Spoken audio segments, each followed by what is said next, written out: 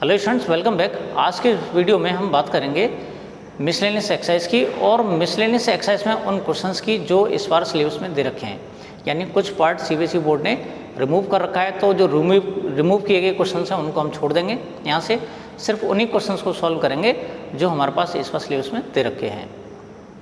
आइए बात कर लेते हैं आज की इस वीडियो की पहले क्वेश्चन की, जो कि मिसलेनियस का क्वेश्चन नंबर 4 है। और क्वेश्चन नंबर 4 में हमें जो दे रखा है, so that the function f is such that R2 x belongs to R such that -1 less than x less than 1। और उसके अलावा फंक्शन हमें दे रखा है f(x) = x upon 1 plus modulus x where x belongs to R। we have to prove that this function is bijective, यानी जो function होगा वो बाइजेक्टिव होगा। तो क्वेश्चन शुरू करने से पहले हम आपको एक मॉडुलस फंक्शन की प्रॉपर्टी बताई दे रहे हैं जो इसमें काम आएगी। f(x) = अगर मॉडुलस x दे रखा है तो इसको हम स्प्लिट कर सकते हैं दो पार्ट में। कैसे? मॉडुलस x की वैल्यू -x होगी जब x <0 होता है, और मॉडुलस x की वैल्यू x होगी जब x > 0 होगा। यानी x की वैल्यू या तो 0 हो या 0 से ग्रेटर हो तो उसकी वैल्यू x होगी, वरना अगर 0 से स्मॉलर है तो इसका मतलब f(x) की वैल्यू -x कंसीडर किया जाएगा।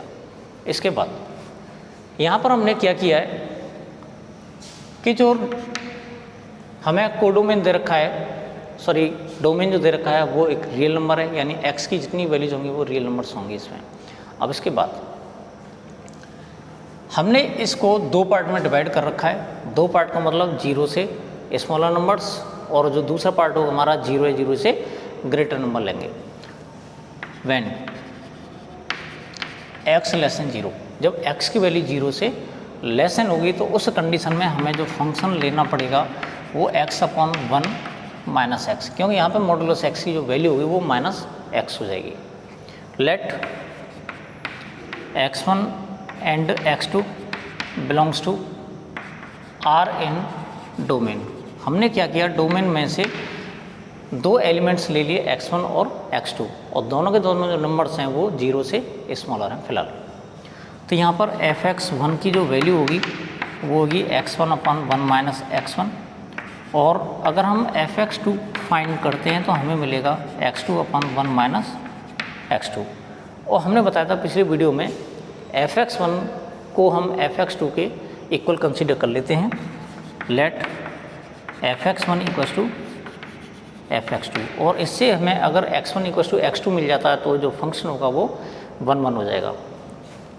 तो जगह x1/1 - x1 = x2/1 - x2। Cross multiplication कर लेंगे तो ये जगह x1 - x1 x2, और ये जगह x2 - x1 x2, ये दोनों ख़त्म हो जाएंगे।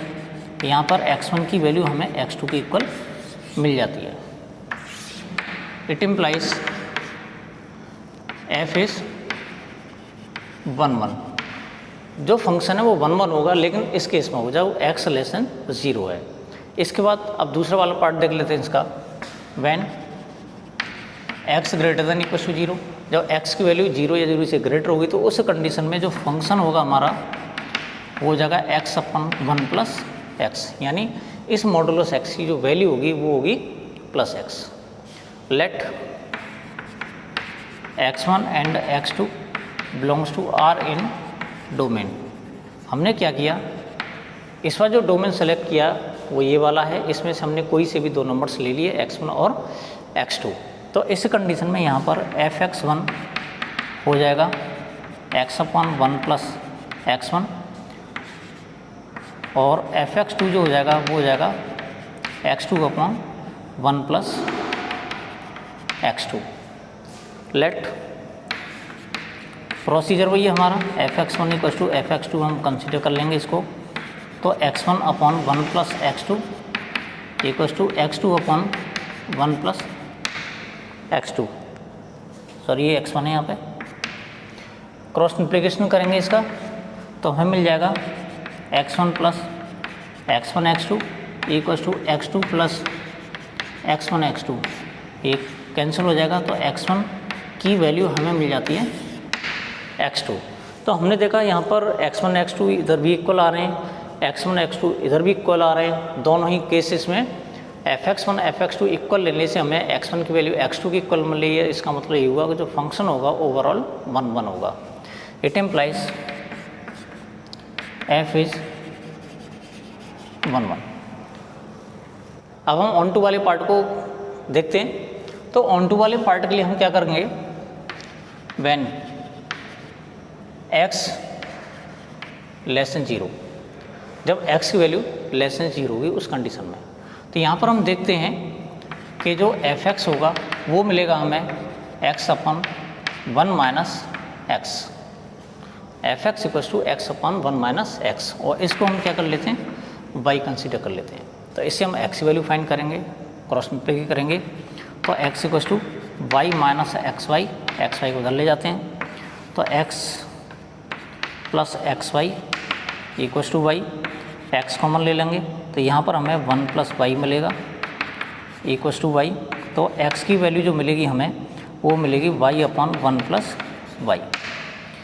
अब यहाँ पर देखते हैं कि y की वैल्यू हम कोई भी रियल वैल्यू रखते हैं, कोई भी रियल वैल्यू मिले तो x की वैल्यू जो हमें मिलेंगी वो -1 और 1 के बीच में ही मिलेंगी सारी की सारी। जैसे कि कोई भी हम 2 पुट करते हैं, 3 पुट करते हैं, तो कुछ भी वैल्यू पुट कर लें वो -1 से बड़ी और 1 से छोटी, यानी इन दोनों के बीच में ही मिलेगी। कोई सी भी वैल्यू हम पुट कर सकते हैं। एग्जाम्पल के लिए हम ले लेते हैं y की वैल्यू हम 3 पुट कर रहे हैं। तो x equals to 3 upon 1 plus 3, और ये हो जाएगा हमारा 3 अपॉन 4, और ये जो 3 अपॉन 4 है वो -1 और 1 के बीच में मिल जाती है। इसी तरीके से अगर हम y की वैल्यू इसमें कंसीडर करते हैं 0, तो x इक्वल्स टू क्या हो जाएगा, 0 अपॉन 1 प्लस 0, यानी 0 हो जाएगा। तो जो 0 है वो भी इस रेंज में आ रहा है हमारा, यानी -1 और 1 के बीच में आएगा। x की जितनी भी वैल्यूज निकल के आएंगी सारी की सारी। इसके बाद बात कर लेते हैं हम when x greater than equals to 0, जब x की वैल्यू 0 से ग्रेटर है तो उस कंडीशन में होता क्या है, हम यहाँ पर x जो ले रहे हैं वो इस वाले रियल नंबर की बात कर रहे हैं, इस वाले रियल नंबर की। तो यहाँ पर x greater than equals to 0 है, तो उस कंडीशन में fx होगा वो होगा x अपॉन 1 प्लस एक्स। इसको हमने y कंसीडर किया, क्रॉस मल्टीप्लिकेशन कर लेते हैं। तो x equals to y plus x y को उधर ले जाते हैं। तो x minus x y equals to y, x common लेते हैं तो 1 minus y equals to y. इससे x की वैल्यू हमें मिल जाएगी y अपन 1 माइनस वाई। यहाँ पर भी वही वाला केस है, हम यहाँ पर y की वैल्यू कुछ भी पुट करें तो हमें जो नंबर मिलने वाला है वो हमेशा -1 और 1 के बीच में मिलता है। हम x वैल्यू इसमें y की वैल्यू हम -2 पुट करना चाह रहे हैं। तो x की वैल्यू क्या आ जाएगी, -2 upon 1 minus -2 upon 1 plus 2 -2 upon 3, और ये जो वैल्यू है -2 अपॉन 3 वो -1 और 1 के बीच में आती है। तो कहने का मतलब ये हुआ y की हर वैल्यू के लिए x की वैल्यू कोई न कोई इसमें प्रेजेंट ज़रूर होगी। तो इस तरह से हम कह सकते हैं it implies function is f is onto, यानी y की कोई भी एलिमेंट, y जो है कोई भी एलिमेंट हो सकता है, वो एक भी एलिमेंट खाली नहीं है। यहाँ पर जब एक ही एलिमेंट खाली नहीं होता यानी सारे के सारी इमेजेस दे रखी हैं, तो ये जो फंक्शन हो जाएगा वो हो जाएगा ऑन टू फंक्शन। अब हम बात कर लेते हैं एक बहुत ही आसान क्वेश्चन की, जो कि क्वेश्चन नंबर 5 है। ये कह रहा है show that the function f from r to r given by fx equals to x cube is injective. हमें प्रूफ करना है कि जो फंक्शन दे रखा है r to r में ये 1 1 होगा। सबसे पहले हम क्या करते हैं, ये जो फंक्शन दे रखा है वो हमें एक्स क्यू दे रखा है, ऑड फंक्शन है, हम x1 x2 की हेल्प लेंगे इसमें। Let x1 and x2 belongs to r in domain. हमने क्या किया, डोमेन में से 2 एलिमेंट सेलेक्ट कर लिए, x1 और x2। इसके बाद अगर हम fx1 फाइंड कर लेते हैं तो हमें x1 का क्यू मिलेगा, और अगर हम fx2 फाइंड कर लेते हैं तो हमें x2 का क्यू मिलेगा। अब हम कंसीडर कर लेते हैं लेट f(x1) = f(x2)। हमने f(x1) = f(x2) कंसीडर किया है। अगर इससे हमें x1 की वैल्यू x2 मिल जाती है तो ये जो फंक्शन होगा वो 1 1 हो जाएगा। तो f(x1) की वैल्यू जो दे रखी है वो है x1 का क्यूब, इधर x2 का क्यूब। तो यहाँ भी क्यूब दे रखा है, यहाँ भी क्यूब दे रखा है, तो इसका मतलब ये हुआ x1 = x2। जब x1 की वैल्यू x2 होती है तो इसका मतलब ये हुआ कि f = 1 1 या इंजेक्टिव। इस एक्सरसाइज का हमारा जो नेक्स्ट क्वेश्चन है वो है हमारे पास क्वेश्चन नंबर 10। क्वेश्चन नंबर 10 में इधर रखा है कि find the number of all onto functions from the set 1 2 3 ... up to n to itself. कहने का मतलब ये हुआ हमारे पास एक सेट दे रखा है और इसमें कुछ नंबर्स हैं n तक। हमें कंफर्म करना है कि ये जो सेट होगा वो खुद में ही ऑन टू फंक्शन होगा, है ना। और उसके अलावा हमें number of all onto functions find करने हैं, यानी ऑन टू फंक्शन है तो number of all onto functions find करो, काउंटिंग पूछ रहा है वो। तो उसके लिए हम सबसे पहले ये देखते हैं, अगर इस सेट को हम ए कंसीडर कर लें तो करते क्या हैं, हम इसको वेन डायग्राम से रिप्रेजेंट करेंगे, थोड़ा सा आसान हो जाएगा समझने में। ये ए हो जाएगा, इधर ये भी ए हो जाएगा, 1 2 3 4 ... n। क्योंकि ये करा के इटसेल्फ है तो इसका मतलब ये जो एलिमेंट्स हैं वही वाले सेट में आ जाएंगे, 1 2 3 4 ... अप टू n एलिमेंट्स। अब थोड़ा सा हम कॉन्सेप्ट समझ लेते हैं ऑन टू फंक्शन का। ऑन टू फंक्शन में क्या होता है, अगर ये जो फंक्शन दे रखा है वो a to a है, a to a है, यानी हम सेम सेट के लिए ये वाले फंक्शन कंसीडर कर रहे हैं। तो यहाँ पर ये जो होता है वो डोमेन होता है और ये जो होता है वो कोडोमेन होता है। तो कंडीशन क्या होती है ऑन टू फंक्शन की कि कोडोमेन में एक भी एलिमेंट खाली नहीं रहना चाहिए, यानी इसके सारे के सारे एलिमेंट्स इसके किसी न किसी एलिमेंट की इमेज होनी चाहिए। दूसरी बात, फंक्शन होने के लिए ये भी कंपलसरी होता है कि इसके किसी भी एलिमेंट की एक से ज़्यादा इमेज इसमें नहीं होनी चाहिए। अगर एक से ज़्यादा इमेज आती हैं तो ये रिलेशन तो है लेकिन फंक्शन नहीं होगा। हम इस बात को एक बार रिपीट करना चाह रहे हैं, इस वाले सेट की किसी भी एलिमेंट की एक से ज़्यादा इमेज इसमें नहीं होनी चाहिए। अगर एक से ज़्यादा इमेज होती है तो ये रिलेशन तो होगा लेकिन फंक्शन नहीं होगा। तो इन दोनों बातों को हमें ध्यान में रखते हुए number of onto functions find करने हैं, ठीक है। अब ज़रा बात कर लेते हैं इसके पहले वाले एलिमेंट। तो ये अगर हम 1 एलिमेंट लेते हैं तो 1 एलिमेंट इनमें से किसी भी एक एलिमेंट की इमेज हो सकता है, किसी भी एलिमेंट की इमेज। तो हमारे पास जो चॉइसेस दे रखी हैं इसमें इसको इमेज बनाने की वो दे रखी हैं हमें n, यानी n नंबर्स ऐसे हैं जिनकी 1 इमेज हो सकती है। अब इसके बाद बात कर लेते हैं हम 2 की। सपोज करो हमने इसकी 1 की इमेज 1 मान ली थी, इस 1 एलिमेंट की इमेज 1 हो गई। अब इस 1 एलिमेंट की इमेज एक और नहीं हो सकती, इसकी एक और इमेज नहीं हो सकती। अगर इमेज बनती है तो ये रिलेशन हो जाएगा, फंक्शन नहीं होगा। तो फंक्शन को बचाए रखने के लिए हमें सिर्फ एक एलिमेंट की एक ही इमेज रखनी है। अब हम बात करते हैं 2 वाले एलिमेंट की। तो इस 2 वाले एलिमेंट को इमेज बनाने के लिए यहाँ पर जो नंबर ऑफ चॉइसेस हमारे पास बचती हैं वो बचती हैं n-1, क्योंकि एक एलिमेंट अब हो गया कम। तो यहाँ पर n-1 एलिमेंट्स ऐसे हैं जिनकी इमेज 2 हो सकती है। तो नंबर ऑफ चॉइसेस होंगे हमारे पास n-2। इसके बाद 2 एलिमेंट्स ऑक्यूपाई हो गए। इसमें बात करते हैं अगले वाले एलिमेंट्स की। 2 भी इंगेज हो गया हमारा, ठीक है। अब जो 2 एलिमेंट्स बचे जो हमने इंगेज कर दिए, इनकी इमेज इसमें नहीं हो सकती। अब हमारे पास बचे कितने, n-3 एलिमेंट्स। n-3 एलिमेंट्स में से किसी की भी इमेज ये 3 हो सकती है। तो अगला जो नंबर होगा वो n-3 का होगा और इस तरह से चलता जाएगा। इन सब का कर लेंगे प्रोडक्ट और ये जो एंड होता है 3 to 1 तक होता है और n -2 n-3 dot dot dot इस तरह 3 to 1 होता है। ये पूरा कॉन्सेप्ट होता है n फैक्टोरियल का, जिसको हम इस तरह से रिप्रेजेंट करते हैं या फिर इस तरह से भी रिप्रेजेंट किया जाता है। तो नंबर ऑफ ऑन टू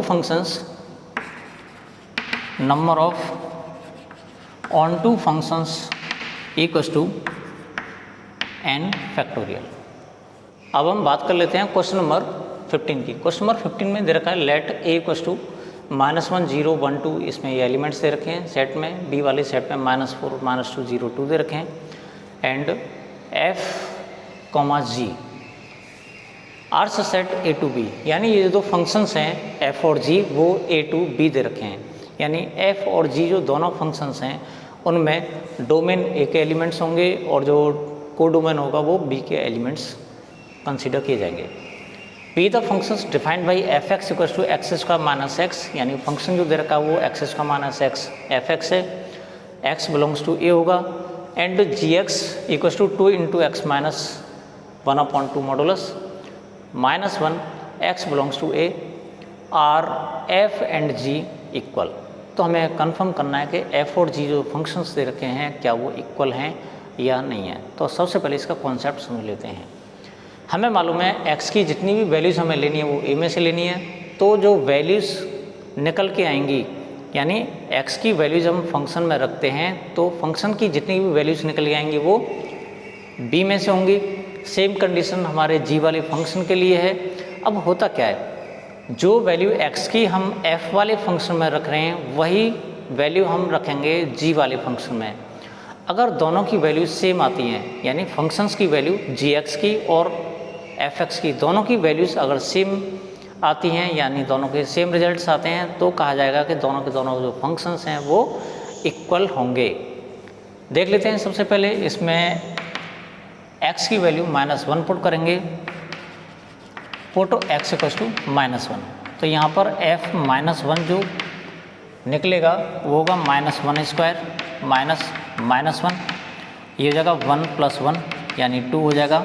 इसी तरीके से अगर हम g -1 फाइंड कर लेते हैं तो हमें मिलेगा 2 इंटू -1 -1/2 -1, तो 2 इंटू ये हो जाएगा -3/2 -1, 2 इंटू इसका जो मॉडुलस होगा वो 3/2 रिजल्ट देगा हमें -1, 3 -1 यानी 2। तो हमने देखा यहाँ पे f -1 की वैल्यू 2 आ रही है, g -1 की वैल्यू भी 2 आ रही है। तो यहाँ तक तो बात ठीक है। अब बात कर लेते हैं हम f0 की। तो f0 की तो ये 0 का स्क्वायर -0 0 मिल जाएगा। अब बात कर लेते हैं g0 की, तो ये हो जाएगा 2 0 -1/2 -1, तो 2 इंटू इसका जो रिजल्ट आएगा 1/2 आ जाएगा -1, इससे ये कैंसिल, इसका रिजल्ट भी हमें 0 मिल जाता है। अब बात कर लेते हैं f1 की। अगर हम f1 फाइंड करेंगे तो f1 फाइंड करने पर हमें मिलेगा 1 स्क्वायर -1 1 -1 यानी 0 मिल जाएगा। और अगर हम g1 फाइंड करते हैं तो 2 इंटू 1 -1/2 -1, 2 इंटू 1/2 रिजल्ट देगा ये -1, 2 से 2 कैंसिल, हमारे पास बचा 1 -1 जो कि हमें 0 मिल जाता है। तो यहाँ पर हमने देखा f1 की वैल्यू भी g1 की इक्वल है जो कि 0 आ रही है। अब लास्ट एक एलिमेंट और बचता है हमारे पास, वो है x इक्वल्स टू 2। जब हम x की वैल्यू 2 पुट करते हैं तो f2 यहाँ पर हमें रिजल्ट देगा 2 उसका -2 यानी 4 -2 यानी 2 मिल गया हमें। इसी तरीके से अगर हम g2 फाइंड करते हैं तो 2 इंटू 2 -1/2 -1, 2 इंटू इसका जो रिजल्ट आएगा वो 3/2 आएगा -1, ये ख़त्म हो जाएगा, तो 3 -1 यानी 2 मिल जाएगा। तो हमने देखा यहाँ पर f -1 की वैल्यू g -1 की इक्वल है, f0 की वैल्यू g0 की इक्वल है, f1 की वैल्यू g1 की इक्वल है और f2 की वैल्यू भी g2 की इक्वल है। तो हम कह सकते हैं कि जो f है वो g के इक्वल होगा। अब हम बात कर लेते हैं क्वेश्चन नंबर 16 की। क्वेश्चन नंबर 16 में हमें दे रखा है let A is the set of the elements 1 2 3 find the number of relations containing 1,2 and 1,3 which are reflexive and symmetric but not transitive. होता क्या है कि हमारे पास जो सेट दे रखा होता है उसका हम कार्टेशियन प्रोडक्ट फाइंड करते हैं। उस कार्टेशियन प्रोडक्ट में से हम कुछ रिलेशंस बनाते हैं कुछ एलिमेंट्स को लेकर। अब वो कराएगा जो हमने रिलेशन बनाया है या बनाए हैं उसमें 1,2 और 1,3 का होना कंपलसरी है, और उसके साथ साथ कंडीशन उसने दे रखी है कि वो जो रिलेशंस होंगे वो रिफ्लेक्सिव होने चाहिए, सिमेट्रिक होने चाहिए, लेकिन ट्रांजिटिव नहीं होने चाहिए। ऐसे कितने रिलेशंस बन सकते हैं? क्वेश्चन ये है। क्वेश्चन की थीम समझ आ गई होगी आप लोगों के। सॉल्यूशन देख लेते हैं इसका। तो उसके लिए सबसे पहले हम फाइंड करते हैं इसका ए क्रॉस ए, जिसमें हमें मिलेगा कार्टेशियन प्रोडक्ट। तो इसमें क्या होगा 1,1 1,2 1,3 2,1 2,2 2,3 3,1 3,2 और 3,3 ये हमारे पास एलिमेंट्स हैं 1 2 3 4 5 6 7 8 9। हमारे पास 9 पेयर्स दे रखे हैं एलिमेंट्स के। अब बात कर लेते हैं इसके रिलेशन की। रिलेशन हमें जो दे रखा है वो दे रखा है रिफ्लेक्सिव होना चाहिए, सिमेट्रिक होना चाहिए, लेकिन ट्रांजिटिव नहीं होना चाहिए। ये वाली कंडीशन है हमारे पास। तो सबसे पहले हम रिफ्लेक्सिव वाली कंडीशन को सेटिस्फाई कर लेते हैं। तो रिफ्लेक्सिव होने के लिए 1 1 2 2 और 3 3 ये एलिमेंट्स का होना कंपलसरी है। तो 1 1 2 2 और 3 3 ये तो रिफ्लेक्सिव वाली बात हो गई। अब ये कह रहा है कि 1,2 और 1,3 ये भी हमें कंपलसरीली लेना है।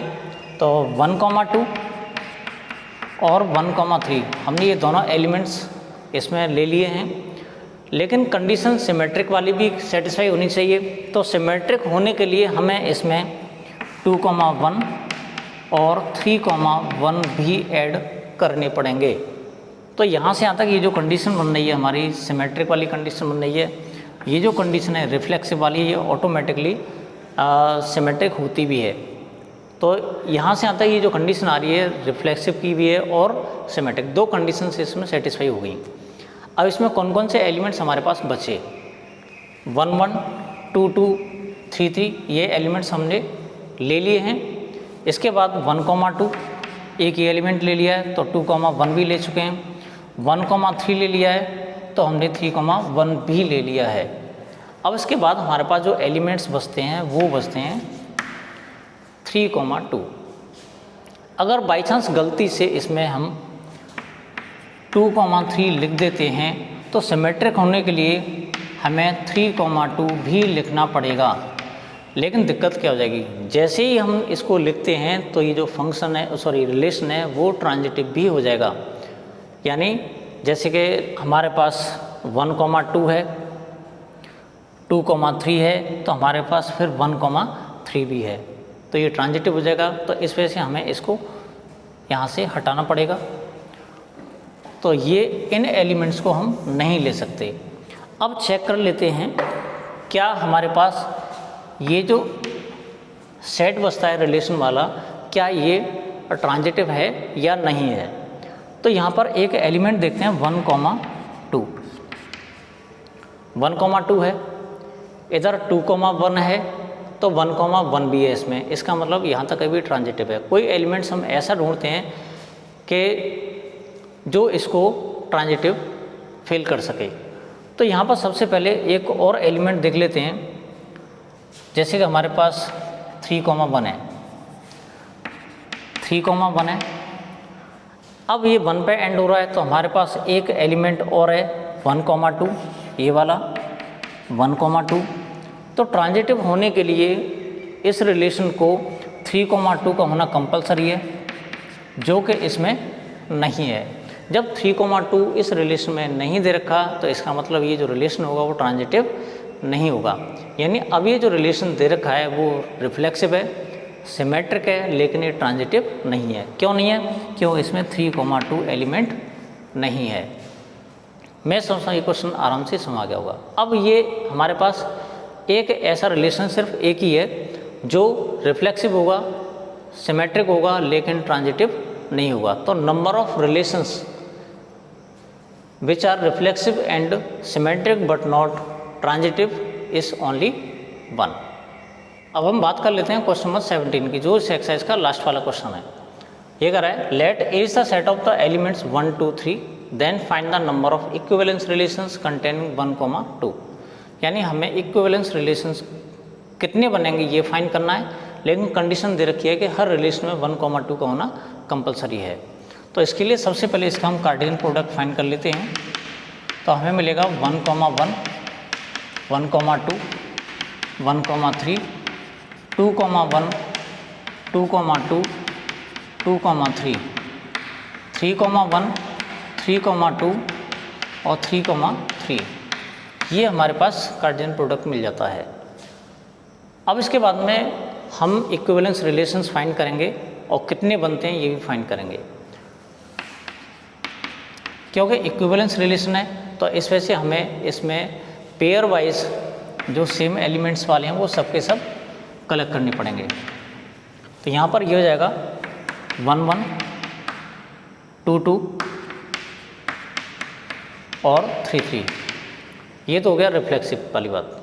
अब कह रहा है कंडीशन ये कि 1 2 का होना भी कंपलसरी है। अगर हम 1 2 इसमें लिख देते हैं तो 2 1 ऑटोमेटिकली सिमेट्रिक होने के लिए हमें लिखना पड़ेगा।